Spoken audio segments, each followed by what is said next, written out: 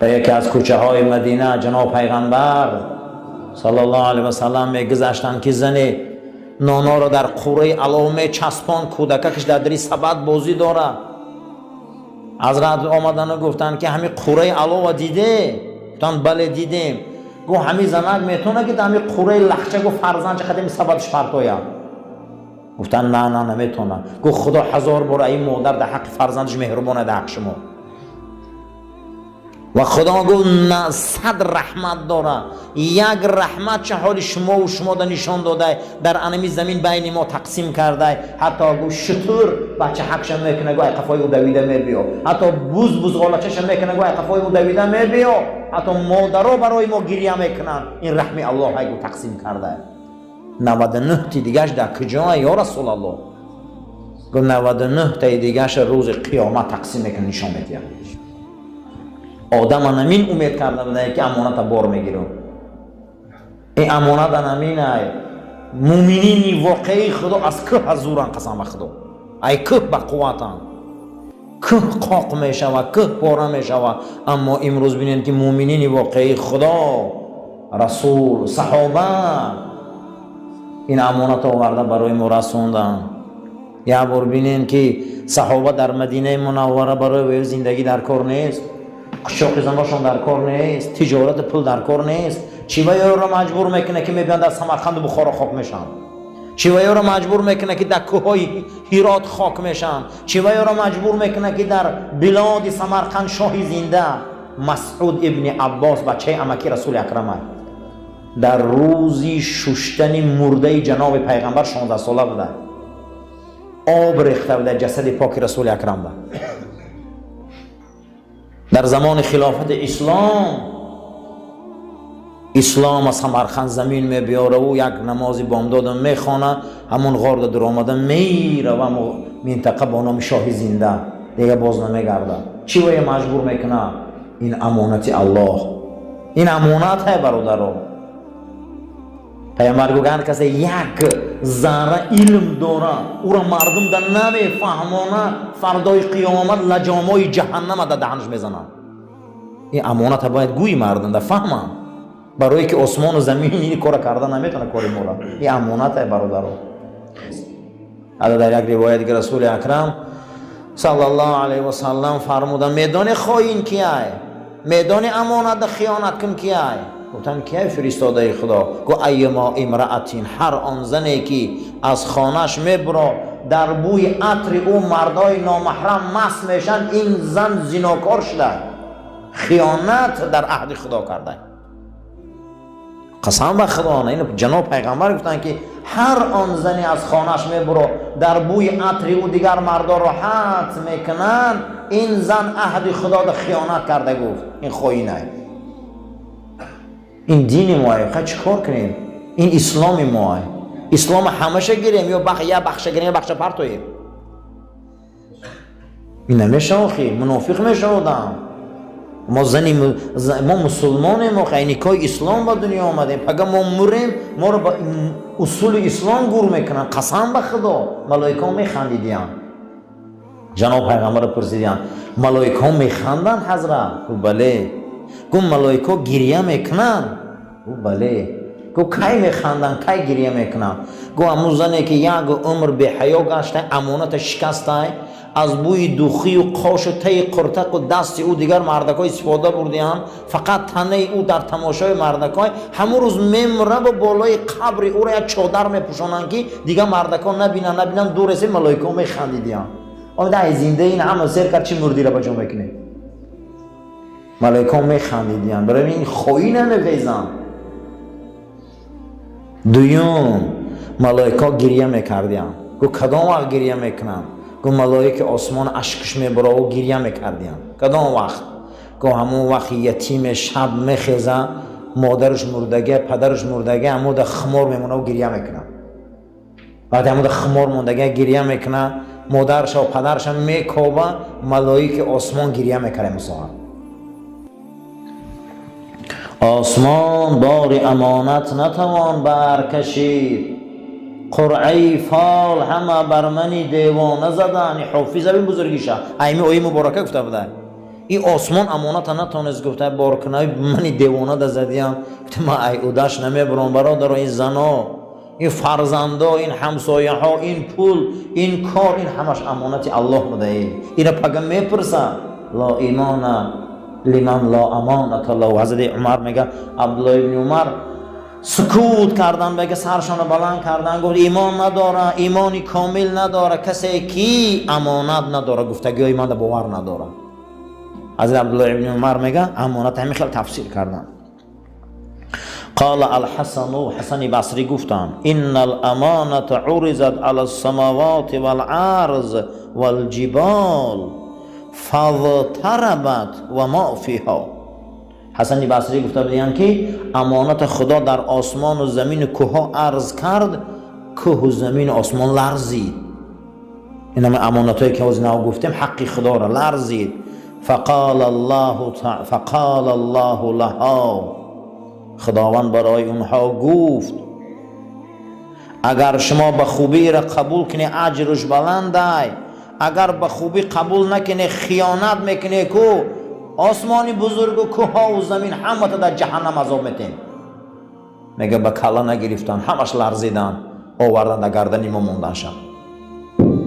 معلوم است که پیغمبری ما از کوه به قوت های، معلوم است که پیغمبری ما از آسمان به قوت های، قسم به خدا پیغمبری ما از زمین به قوت های. زیرا اینکه در یک از روایت ها میبیاره، در یک از غزوه ها حضرت ابوبکر صدیق روایت میکنه، حدیث حضرت عمر والله اعلم میگه با رسول اکرم رفتیم بالا یک از کوه ها برآمدیم، چشمه های خوب داشت که چشمه هاش قاق شده. میگه حضرت کوه گفت که ای کوه چی بگو چشمه ها قاق شده، برای چه چشمه نداری تو که ما تاریخ تا گواه نبدیم که چشمه های تو قاق شده باشه؟ این تاریخ شهید نه چو کرده. و از روزی که آیه امانت فهمیدم از ترس چشمه هم قاق شده. ما امانتیم برادر، این امانت این زمین، این امانت باید ما سالم بریم. شیشه ایمان به حد نازکه، شیشه ایمان ای شیشه چراغ هم نازکه، یکی او جغ بیاره که پیوست هم کنی علتش میمونه. پروردگار گو آسمان و زمین که امانت قبول میکنی اگر خیانتش میکنی فقال از عذابی من شما ایمین نیسته. فقالت لا، گفتن نه نه نه ای سری ما گیر، ای سری ما گیر شما قبولش نمیکنیم. امام مجاهد گفتگی بود است که خداوند وقت آدم خلق برای او عرض کرد امانت، بعد از او خدا گفت قد تحملتها، حملش میکنی میبرداریشم. ولا يخفى ان عرض هذه الامانات على السماوات والارض والجبال عرض تخییر لا عرض الزام. نیادم تو نمیترسی سبوک نیست، آسمان قبول نکرد، زمین قبول نکرد این امانت نظام الهی را، کوها قبول نکردن. این شوخی نیست قبول میکنی، آدم گو قبولش میکنی. گو چی باوی را قبول میکنی منعش نمیکنی؟ گو برای که رحمتی تو کلانه امید دارم. الحمدلله ما از رحمتش امید داریم. رحمت خدا به حد بسیار ای. ابن عمر قاضی صحابه بودن، ابن عمر علمای صحابه بودن، 83 85 دم مرده بودن. حتی حضرت فقط چشماش در کندی سینه شده و بچه‌اش میگفتن که پدر جان آخه خیاشیت همین خیلی گذشت، خاک پیر شده چشمات خیره شده. خاطی ما گاگا کوچه و بازار میبروی اگه چشمای هم خیرت کجا رو میبینی؟ آخه بلند که سرتا دیگه چشمات اگه خیره شده مقصد دیگه نمیبینی، آدم ها رو نمیشناسی. حالی هم همین چشمات در قفس سینه تا خیلی گم نداره، نظارت که تماشا کن. بچه هاشم میگفتن که ای فرزندانم اولادی بچه ها والله قسم به خدا من حرام در خوم دیدگی نیستم. انا خیلی شخصیت ها بودن. عبدالله ابن عمر میگه قسم به خدا من حرام در خوم ندیدم. بعد از اون میپرسیدن که در خانه‌ش هم زنکا به پیش میگذاشتن، سرش خم میگه کیه؟ میگفتن حضرت کلین تایوخی. میگه قسم به خدا من کلینو نمیشناسم. هم خیلی از زنگ احتیاط میکردیم. قسم به خدا میگم من کلینامو نمیشناسم. میگن که میگه زنی برادرات های. میگه والله من زنای برادر من نمیدونم. یکم مورد دیگه نیست روشونا. یعنی قسم میخورده که والله میگفته من در خوابم حرام ندیدم ولی بدوریش مایله. برای همین پیغمبر گفت که وقتی که من نباشم دعا رو روی ابن مسعود گیره، دعا رو روی از عمار ابن یاسیر گیره. هر اینها مردن، اینها گفتن بعد سری مال گذاشتن دعا رو روی از عبدالله ابن عمر گیره. حضرت میگه آسمانی صافی به ابر در چیله تابستان دعا میکردن باران میبارید. ما انسان هایی داریم که ابرا رو میبیاره باران میباره بالای ما. ما برای که بدنمون ناپاکه، حلقمون ناپاکه، دیده هامون ناپاکه، بدنمون ناپاکه، دعای ما رو گوش نمیکنه خدا خی.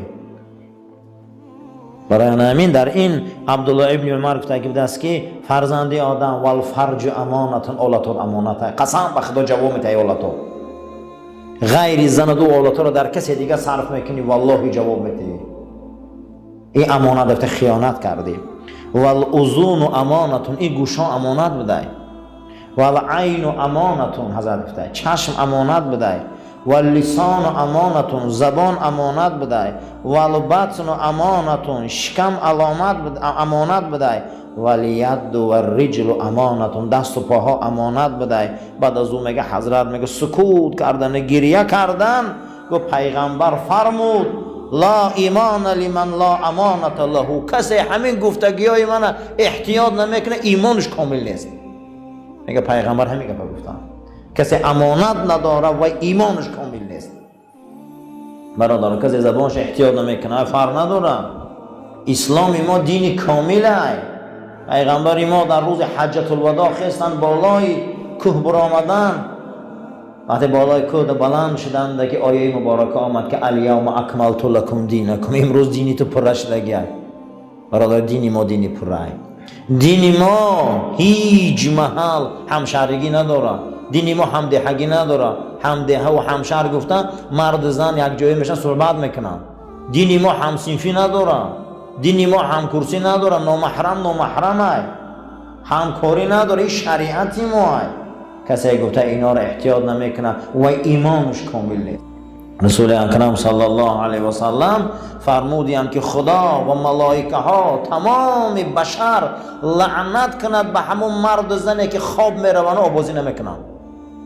اینا ملعونن، امانت خدا را خیانت کردند. برای همین برادرها هر چیزی که از غسل و جنابت میدونی نمیدونی سگی رو تعلیم ته. این غسل هم مکتبه. این غسل یک بسیار حرکت های کلانه. بسیار انسان ها باور کنی بچه های یاش نمیدونن این حرکت رولی.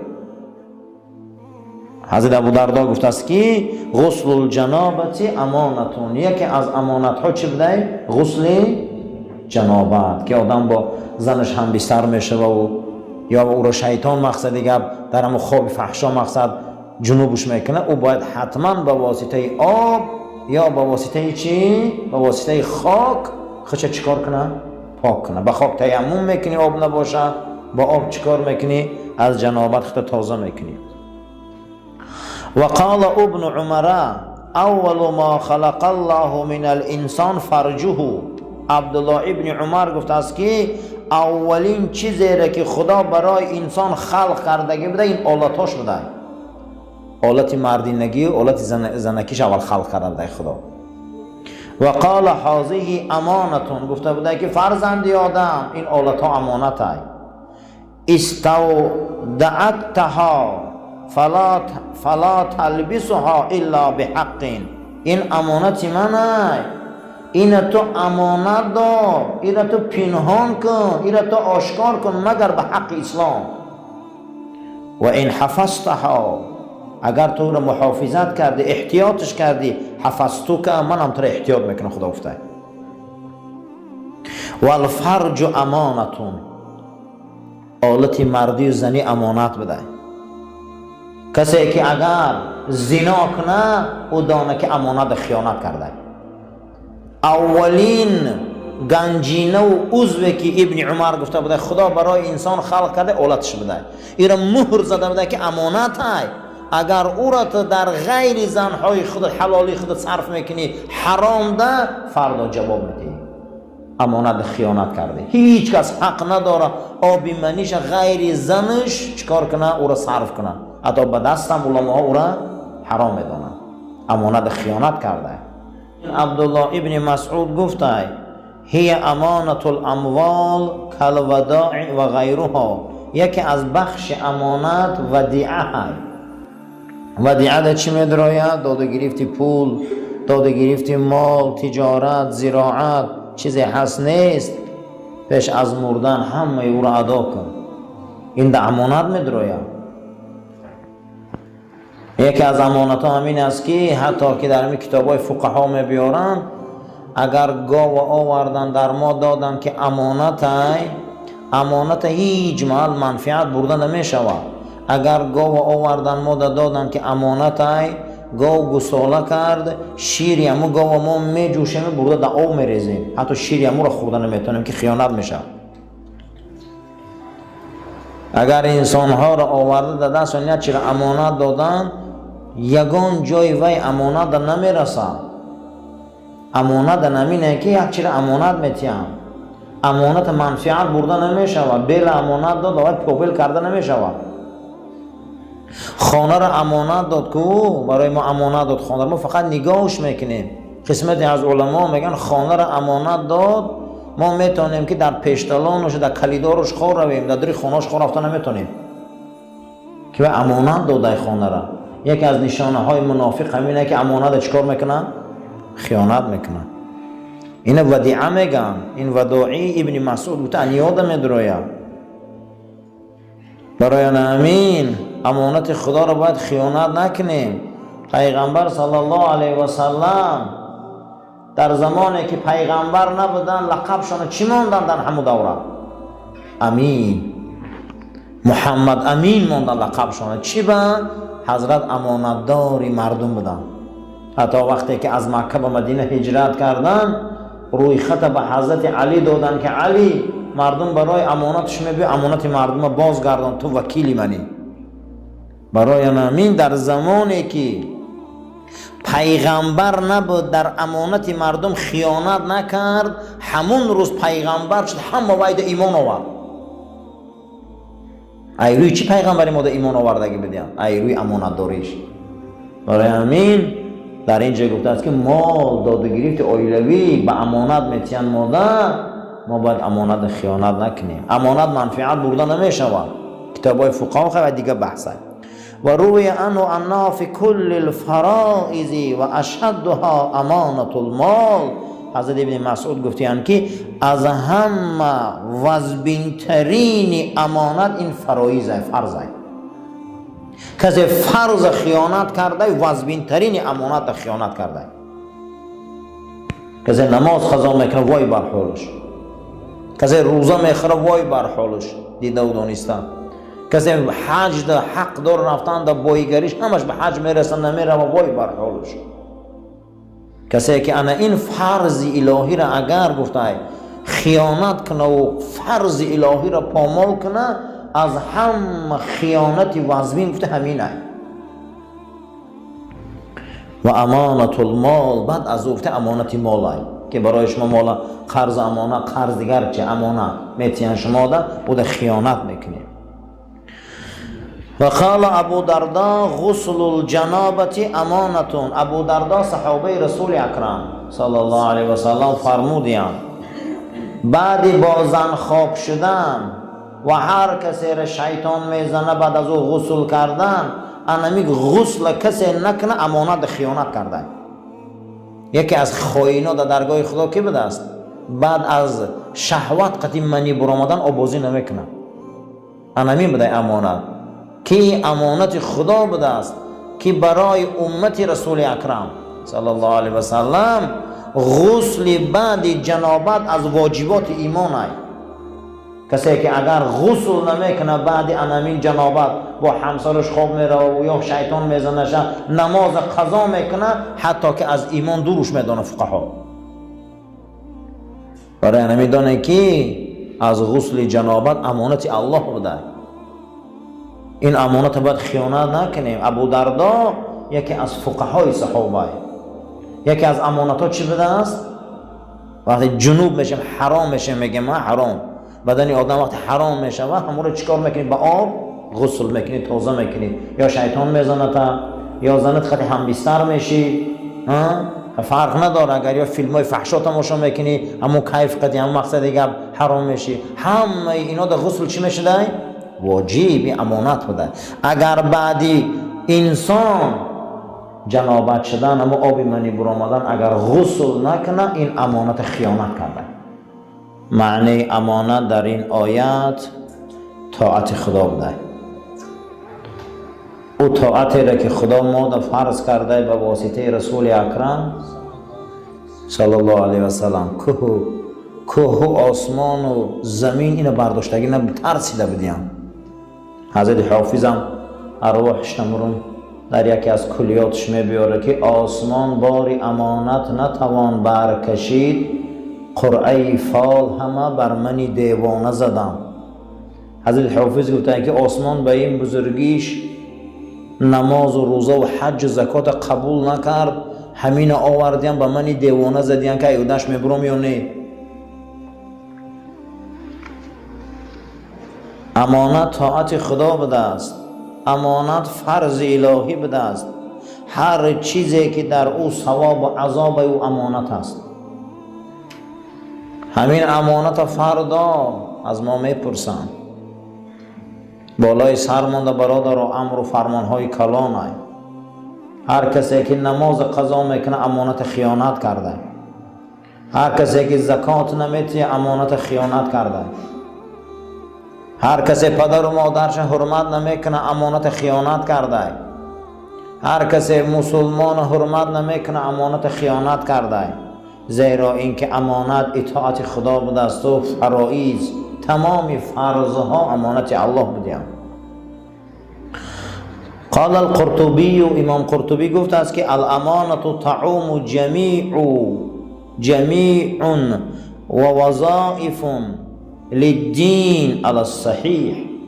امانت تمام وظیفه های دین بر راه درست بده.